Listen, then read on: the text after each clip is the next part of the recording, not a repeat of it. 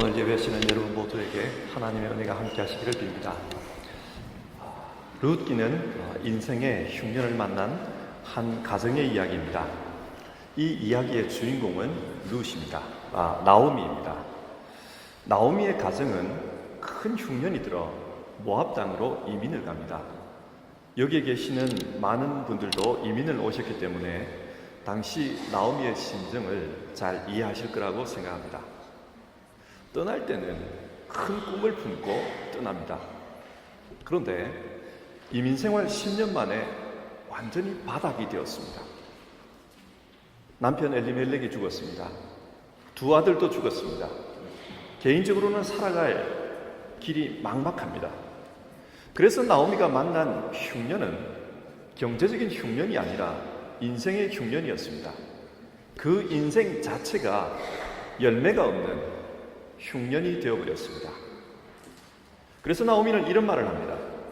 나는 가득 찬 채로 떠났으나 주께서 나를 텅 비어 돌아오게 하셨습니다.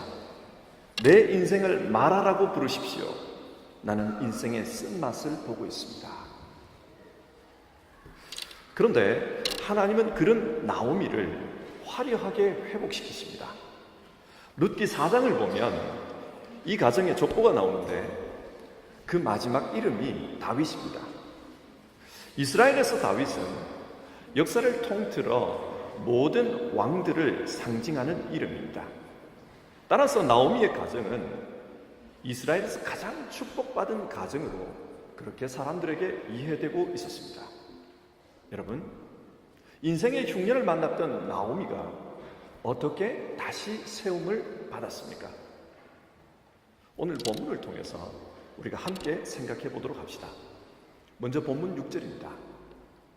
그 여인이 모압 지방에서 여호와께서 자기 백성을 돌보시사 그들에게 양식을 주셨다 함을 듣고, 여기서 돌보다라는 말이 나옵니다. 이 말은 히브리어로 파카드인데 찾다, 방문하다, 주의 깊게 살피다, 그런 뜻입니다. 그러니까 하나님께서 자기 백성을 찾아가셔서 그들의 형편을 주의 깊게 살펴주셨다는 겁니다. 나오미가 이 소식을 들었습니다. 하나님께서 우리의 형편을 살펴주셨다. 그래서 그는 고향으로 돌아가려고 합니다. 나오미가 처음에 고향을 떠날 때에는 여러 가지 조건들을 고려했을 것입니다. 모압 땅의 생활 환경, 경제적인 여건, 교육 여건, 날씨, 여러 가지를 고려했을 것입니다. 그러나 지금 나오미는 하나님께서 그 백성을 돌아보셨다. 그것 하나만 고려하고 돌아가기로 결정을 합니다. 여러분, 이게 무엇을 말합니까? 지금 나오미의 심령이 굉장히 가난하게 되었다는 뜻입니다. 그녀가 바라는 다른 조건은 아무것도 없습니다. 단 한 가지, 나도 하나님의 돌보심을 받고 싶다. 나는 내 인생이 텅 비어버린 인생, 파탄난 인생이다. 나도 하나님의 돌보심을 받고 싶다. 오직 그것 하나뿐입니다. 그렇다면 여러분, 하나님은 이런 나오미를 어떻게 돌봐주실까요? 먼저 이 이야기의 배경을 살펴보면 나오미는 자기 며느리들에게 각자 어머니의 집으로 돌아가라, 그렇게 말합니다. 나는 모압으로 돌아갈 것이기 때문에 너희들도 각자 어머니의 집으로 돌아가라. 성경에 나오는 이스라엘 민족은 굉장히 배타적인 특성을 가지고 있습니다. 자신들은 하나님께서 선택하신 선민이고 이방인들은 개라고 그렇게 생각을 했습니다. 특히 모압 사람에 대해서는 아주 좋지 않은 감정을 가지고 있었습니다. 그래서 신명기 23장 3절을 보면 이런 내용이 나옵니다. 모압 사람은 주님의 총회 회원이 되지 못합니다. 그 자손은 10대가 아니라 영원히 주님의 총회에 들어올 수 없습니다. 모압 출신은 이스라엘이 아무리 오래 살아도 이스라엘 백성이 될 수 없다는 것입니다. 이런 상황에서 모압 여인이 베들레헴에 가서 산다고 한번 가정을 해보십시오. 어떤 일이 벌어지겠습니까? 나오미는 결과가 눈에 훤히 보였습니다. 그래서 며느리를 돌려보냅니다. 너희가 죽은 자들과 나를 선대한 것 같이 여호와께서 너희를 선대하시기를 원하며 여호와께서 너희에게 허락하사 각기 남편의 집에서 위로를 받게 하시기를 원하노라. 나오미는 지금 며느리들에게 고향으로 돌아가라. 그리고 고향 땅에 돌아가서 거기서 재혼을 하고 행복하게 살았으면 좋겠다. 그렇게 축복하며 보냅니다. 그러자 며느리들이 울기 시작합니다. 10절을 보면 아닙니다. 우리는 어머니와 함께 어머니의 백성에게로 돌아가겠습니다. 며느리들은 룻을 따라가겠다고 그렇게 이야기합니다. 이것을 통해 우리는 지금까지 나오미와 두 며느리의 관계를 추측할 수 있습니다. 그들의 관계는 아름다운 관계였습니다. 그런데 여기서 우리가 주목했으면 하는 단어 하나가 있습니다. 우리 성경에서는 선대하다로 번역을 했는데 히브리어로 보면 헤세드입니다. 이 단어에 좀 집중했으면 좋겠습니다. 이 단어는 성경 안에서 아주 다양한 말로 번역이 됩니다. 자비, 인애, 긍휼, 사랑, 인자, 선대함 등등. 이렇게 다양하게 번역이 되는 이유는 이 말이 굉장히 포괄적인 의미를 담고 있기 때문입니다. 사실 하나님께서 룻기를 우리에게 주신 이유는 이 헤세드에 대해서 가르치기 위해서입니다. 그래서 룻기에는 이 헤세드가 무엇인지, 헤세드가 어떤 역사를 일으키는지 거기에 대해 기록하고 있습니다. 하나님은 망해버린 나오미의 가정을 이 헤세드를 통해서 일으켜 세우십니다. 그렇다면 여러분, 구체적으로 헤세드가 무엇입니까? 헤세드는 언약 관계를 전제로 하고 있습니다. 예를 들어 갑과 을이 언약을 맺습니다. 그러면 갑은 을에게 또 을은 갑에게 반드시 지켜야 할 의무 조항이 있습니다. 그 의무를 충실히 지키는 것, 그것이 헤세드입니다. 분트 관계에서 내가 해야 할 바를 다 하는 것, 그것이 헤세드입니다. 그런데 신학자들은 이런 설명으로는 헤세드를 다 표현할 수가 없다고 말합니다. 그래서 어떤 신학자는 이런 설명을 시도합니다. 예를 들어 예수님께서 산상수훈에서 제자들에게 이렇게 가르칩니다. 누가 너희의 오른뺨을 치거든 왼뺨을 돌려대고 겉옷을 달라거든 속까지 주어라. 그리고 오리를 함께 가자고 하거든 심리를 함께 가라. 그렇게 가르치셨습니다. 여러분, 일반적인 인간 관계에서 누군가가 오른뺨을 치면 나도 그 사람의 오른뺨을 치는 것이 정상입니다. 물론 내가 그 사람에게 잘못을 했다면 문제가 달라지지만 잘못을 안 했는데 오른뺨을 치면 당연히 나도 정당방위를 해야 합니다. 그런데 헤세드는 이런 권리를 넘어서는 사랑입니다. 그래서 너가 오른뺨을 맞았느냐? 그러면 왼뺨도 돌려대라. 그렇게 이야기를 합니다. 그리고 누군가가 오리를 함께 가자고 하는 사람이 있다고 합시다. 그러면 그 사람과 오리를 함께 가주는 것은 굉장히 큰 호의를 베푼 것입니다. 그런데 오리가 아니라 그 사람과 심리를 함께 가줍니다. 이것은 내가 해줄 수 있는 호의, 그 이상을 베푼 것입니다. 이게 바로 헤세드입니다. 헤세드는 내가 베풀 수 있는 사랑, 그 이상을 베푼 것입니다. 보십시오. 성경에서 인간의 비극이 어디에 있습니까? 진리가 무엇인지를 모르는 데 있습니다. 그래서 인간은 우상을 섬깁니다. 자기 상상으로 하나님을 만들어냅니다. 하나님은 우리에게 진리가 무엇인지를 가르쳐 주시기 위해서 말씀이 육신이 되게 하셨습니다. 하나님이 인간이 된다는 것, 이것만으로도 아주 큰 호의입니다. 그런데 하나님은 그 호의를 넘어서서 우리를 대신해 십자가에 죽기까지 하셨습니다. 하나님은 아십니다. 우리가 진리를 알아도 그 진리를 다 지키지 못한다는 것을 하나님은 아십니다. 우리의 연약성을 아시기 때문에 주께서 우리 대신 죽어주시는 것입니다. 이것이 헤세드입니다. 헤세드는 마땅히 해야 할 그 이상의 사랑을 베푸는 것, 그것이 헤세드입니다. 그래서 신약 성경은 이 헤세드를 아가페의 사랑으로 그렇게 표현하기도 합니다. 자, 이런 이해를 가지고 오늘 본문을 다시 한번 봅시다. 망해버린 나오미를 하나님은 어떻게 회복하십니까? 6절, 자기 백성을 돌보시사. 하나님은 그 나오미도 돌보기를 원하십니다. 그 나오미도 자기 백성입니다. 돌보기를 원하십니다. 그래서 그를 찾아가서 그의 인생을 주의 깊게 보살펴 주기를 원하십니다. 그런데 어떻게 해요? 하나님께서 어떻게 나오미의 인생을 보살펴 주십니까? 성경은 룻의 헤세드를 통해서라고 말합니다. 본문 내용을 좀 더 살펴봅시다.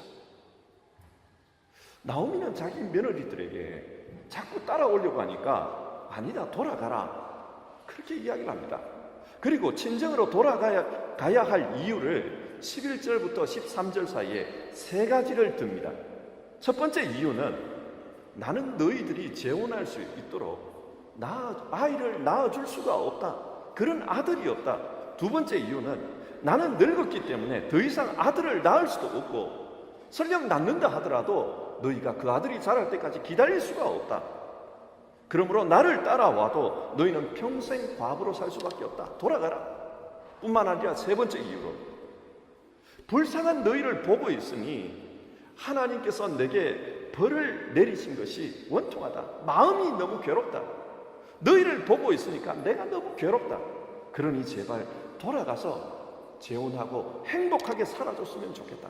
이 세 가지를 말합니다. 이 이야기를 듣고 눈물 파티가 벌어집니다. 그리고 오르바는 어머니의 말씀을 듣고 돌아가기로 결정합니다.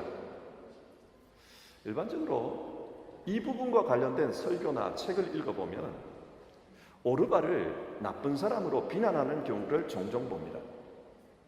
오르바가 나오미를 배신하고 돌아갔다, 배신자라는 거죠. 하지만 룻기는 오르바를 배신자로 비난하지 않습니다. 오르바는 지극히 정상적이고 합리적인 일반적인 선택을 했습니다. 지금까지 오르바는 며느리로서 자기가 해야 할 의무를 충분히 다했습니다. 그렇기 때문에 오르바가 고향으로 돌아간다고 해서 그것은 잘못된 행동이 아닙니다. 정상적이고 일반적인 행동입니다. 하지만 이 오르바와 대조적으로 룻의 결단을 한번 보십시오. 14절을 보면 룻은 그를 붙쫓았더라. 여기서 붙쫓았다라는 말은 히브리어로 다브카인데 이 말은 풀로 종이를 붙이듯이 그렇게 붙어 있다라는 뜻입니다. 그러니까 연합하는 것입니다. 묶이는 것입니다. 여러분, 무엇입니까? 이게 무슨 뜻입니까? 룻은 나오미의 인생을 자기의 인생과 붙어있는 인생, 하나된 인생으로 취급했습니다. 그러니까 어머니의 인생은 나의 인생입니다. 따라서 내가 책임집니다. 그런 뜻입니다. 여러분, 왜 룻이 나오미의 인생을 책임진다고 말합니까? 그 이유가 16절과 17절에 나오는데, 이것은 단순히 인간적인 정 때문에 그런 것이 아닙니다. 룻은 이것이 하나님께서 자신에게 주신 사명이라고 생각합니다. 약간 비교해서 생각해 봅시다. 예수님께서는 십자가상에서 제자 요한에게 어머니 마리아를 부탁합니다. 보라, 내 어머니라. 그래서 사도 요한은 평생 그 마리아를 자신의 어머니로 모시고 살았지 않습니까? 요한은 주님의 말씀을 듣는 순간 이것이 내 인생의 사명이다, 그렇게 받아들였습니다. 마찬가지입니다. 16절을 보십시오. 룻이 이렇게 말합니다. 어머니의 하나님이 나의 하나님이 되시리니. 이게 무슨 말인가? 어머니가 믿는 그 하나님을 나도 믿습니다. 그 하나님은 어머니의 하나님이 아니라 나의 하나님이기도 합니다. 그리고 그 하나님 때문에 내가 결단을 내렸습니다. 17절, 내가 죽는 일 외에 어머니를 떠나면 여호와께서 내게 벌을 내리시니. 그 하나님 때문에 결단을 내렸습니다. 어떤 결단이냐? 하나님께서 내게 주신 사명이 이거라고 나는 생각을 합니다. 따라서 내가 죽을 때까지 이 사명을 나는 지키겠습니다. 그런 결단을 한 겁니다. 그 다음에 여러분, 룻이 왜 이런 결단을 하게 됩니까? 그녀는 나오미와 함께 사는 동안 하나님의 해세들을 경험한 것입니다. 앞에서 뭐라고 했습니까? 모압 백성은 영원히 하나님의 백성이 될 수 없다고 했습니다. 영원히 하나님의 총회에 들어올 수 없습니다. 따라서 하나님께서 룻을 자기 백성으로 받아들이지 않아도 아무런 상관이 없습니다. 율법이 그렇습니다. 그런데 하나님은 그 룻을 자기의 백성으로 받아들이셨습니다. 여러분, 헤세드가 무엇입니까? 마땅히 해야 할 의무, 그 이상의 사랑을 행하는 것이 헤세드라고 했습니다. 하나님은 룻에게 지금 헤세드를 베풀어 주셨습니다. 그래서 룻은 이렇게 말합니다. 어머니의 백성이 나의 백성입니다. 그렇게 말합니다. 나도 이제 하나님의 백성이 되었습니다. 그 고백입니다. 그래서 룻은 그 하나님 때문에 결심합니다. 하나님께서 내게 이렇게 헤세드를 베풀어 주셨다면 나도 헤세드를 베풀면서 살겠노라. 그 하나님께서 내가 해야 할 일을, 상황을 그렇게 이끌어 가신다면 나는 그 상황을, 그 운명을 거부하지 않겠노라. 따라서 어머니의 인생은 내 인생입니다. 내가 책임집니다. 내가 함께 붙어서 내가 평생 어머니를 위해서 헌신하겠습니다. 이게 내 사명입니다. 그 고백을 한 겁니다. 여러분, 성경이 지금 무엇을 말하고 있습니까? 룻의 헤세드에 대해서 이야기하고 있습니다. 룻도 오르바처럼 어머니를 버리고 떠날 수 있었습니다. 떠나도 상관없습니다. 떠난다고 해서 자기의 의무를 다하지 않은 것이 아닙니다. 그런데 그녀는 자기 자신의 의무 이상의 책임을 지려고 결심을 했습니다. 이것이 헤세드입니다. 하나님의 헤세드를 경험했기 때문에 자신도 그 헤세드를 베풀려고 하는 것입니다. 이런 룻의 헤세드의 결과로 결국 나오미의 집안은 회복이 됩니다. 자, 앞의 질문으로 한번 돌아가 봅시다. 하나님께서 어떻게 망해버린 나오미를 다시 돌보고 계십니까? 하나님의 보이지 않는 손길은 룻의 이 헤세드였습니다. 이 헤세드를 통해서, 룻의 헤세드를 통해서 하나님은 나오미를 돌보고 계신 겁니다. 우리가 믿는 하나님은 전능하신 하나님이십니다. 그래서 모든 것을 홀로 하실 수 있습니다. 그런데 그 전능하신 하나님은 누군가를 통해서 일하는 것을 아주 기뻐하십니다. 예를 들어 창세기 1장을 보십시오. 하나님께서 말씀으로 천지를 창조하신 후에 하나님은 누구를 통해 그 창조하신 세상을 다스리기를 원하십니까? 자기의 형상인 인간을 통했습니다. 하나님은 인간을 통해 일하는 것을 기뻐하셨습니다. 또 다른 예를 봅시다. 사도행전 3장을 보면 성전 미문에 앉아 구걸하던 장애인을 베드로와 요한이 일으켜 세우는 역사가 기록되어 있습니다. 은과 금은 내게 없으나 내게 있는 것을 그대에게 주노니 곧 나사렛 예수 그리스도의 이름으로 일어나 걸으시오. 그런데 베드로는 사람들이 자신을 주목하여 베드로가 이런 이적을 행했구나, 그렇게 주목하여 보니까 이런 말을 합니다.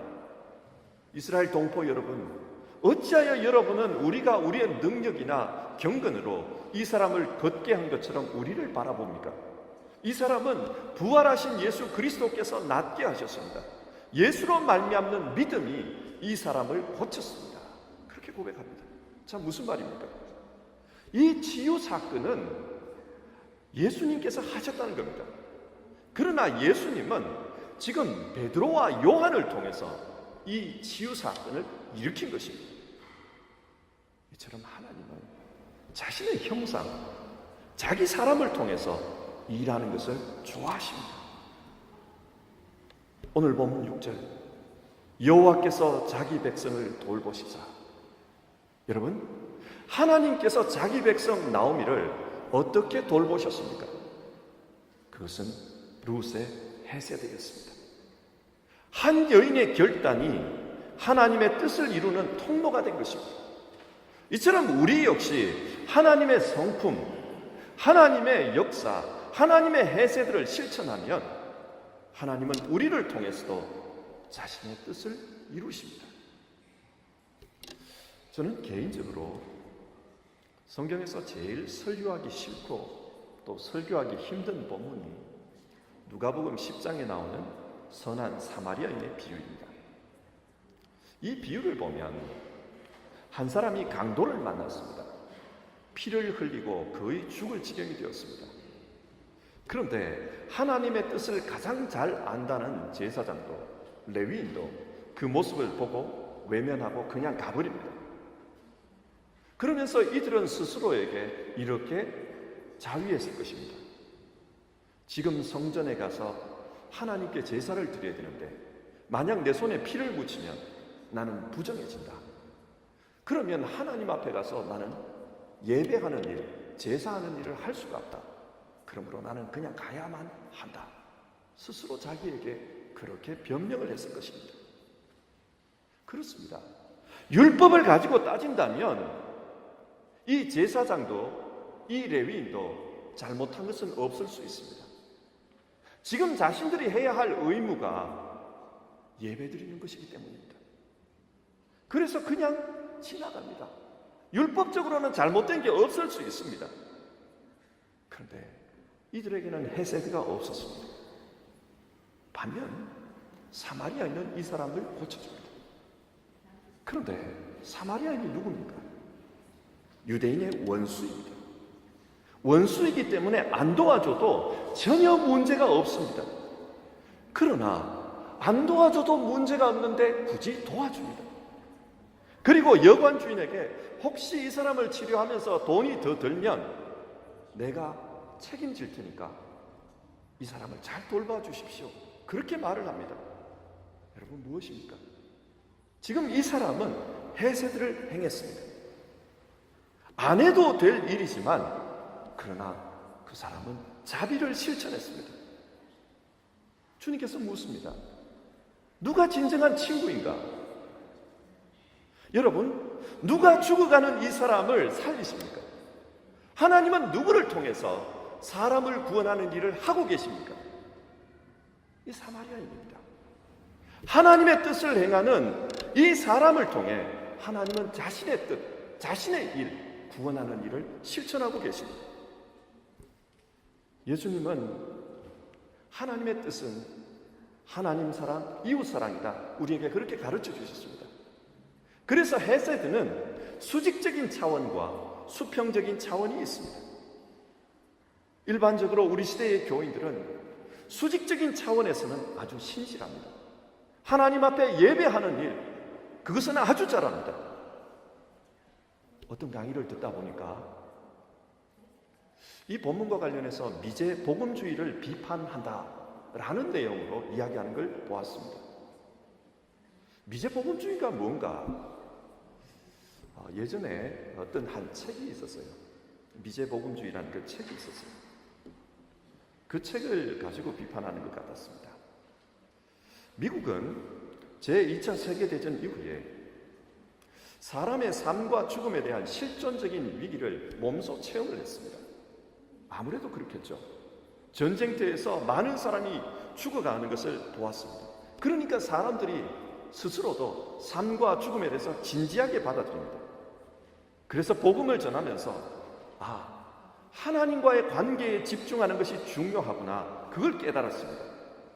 그래서 교회에서도 하나님과의 이 수직적인 관계에 집중하십시오 강조하기 시작했습니다. 여러분, 이것은 나쁜 것이 아닙니다.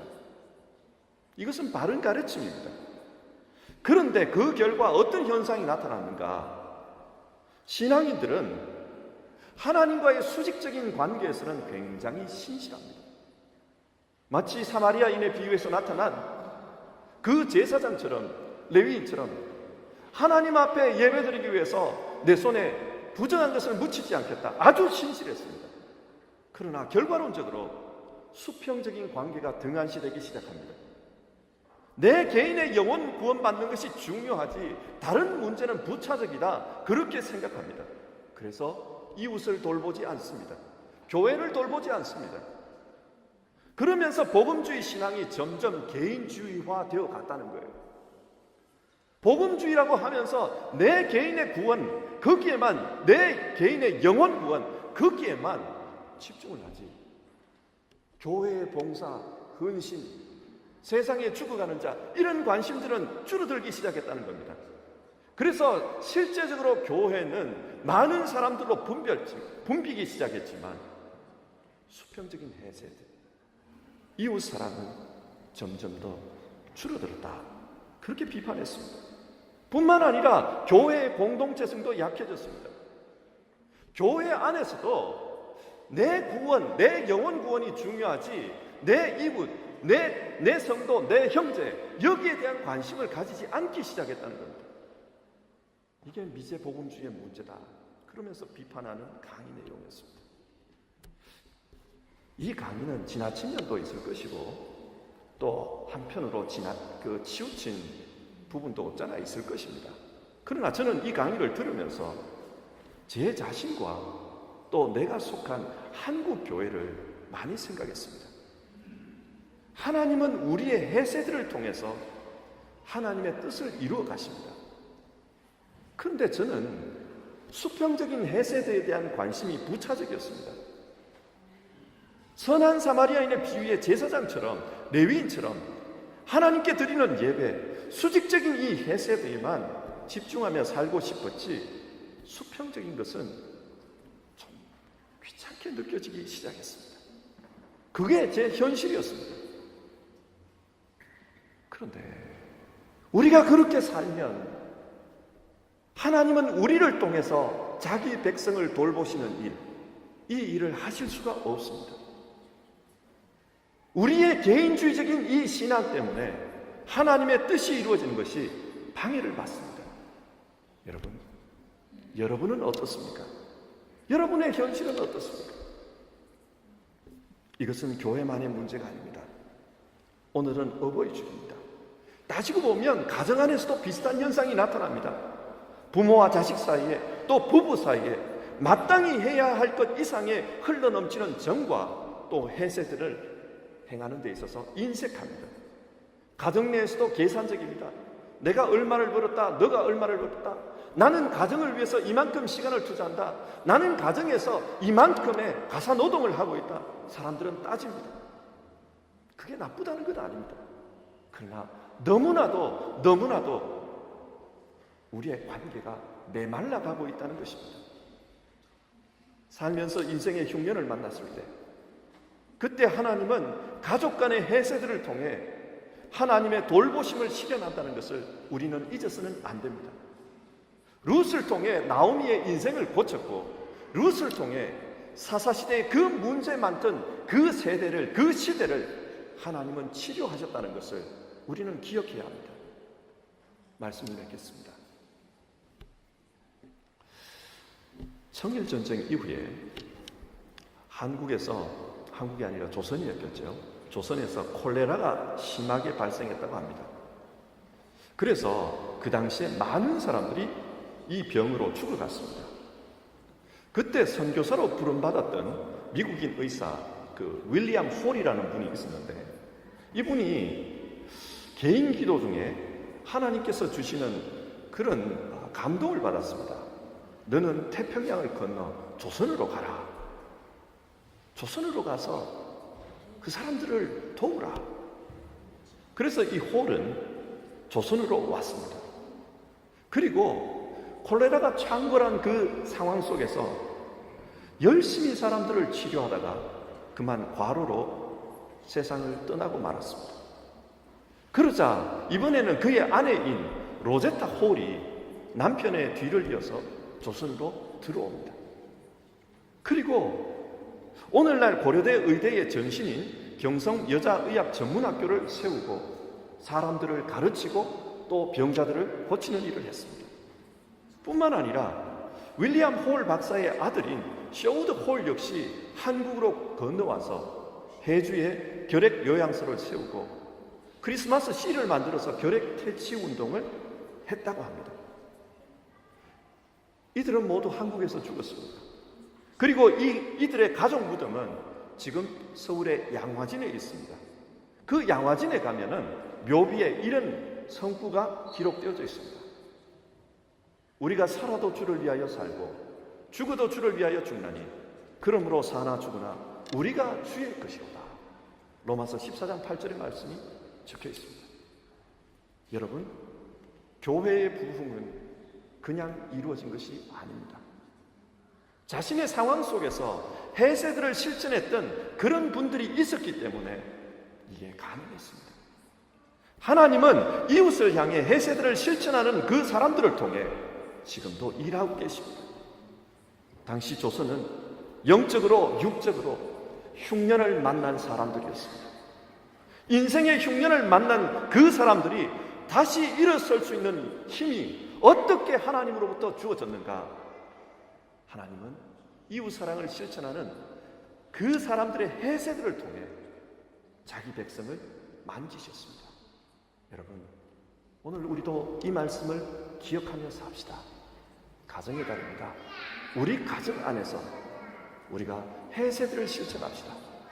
그리고 교회 안에서 우리가 사는 곳에서 하나님의 해세들을 생각하며 그렇게 살아갑시다. 기도하겠습니다.